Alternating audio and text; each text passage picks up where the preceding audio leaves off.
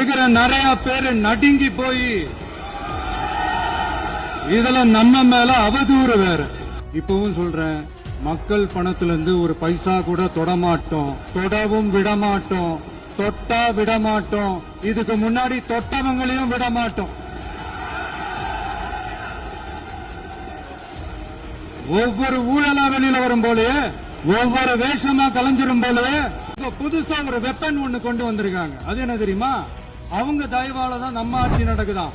மக்கள் தயவால இந்த ஆட்சி நடந்துகிட்டு இருக்கு.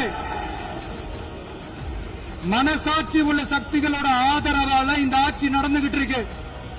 நாங்க தான் அனுப்பி வச்சோம், நாங்க தான் அனுப்பி வச்சோம் அப்படின்றாங்களே.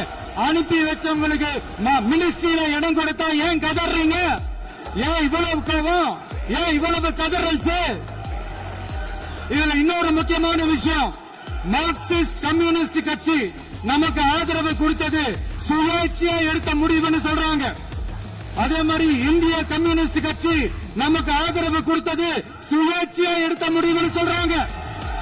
இதுல எங்க இருந்து நாங்க தான் அனுப்பி வச்சோம், நாங்க தான் அனுப்பி வச்சோம்னா புரியலையே. மக்களுக்கு நல்லா புரியும், எல்லாத்தையும் தெளிவா பாத்துக்கிட்டு இருக்கிறாங்க.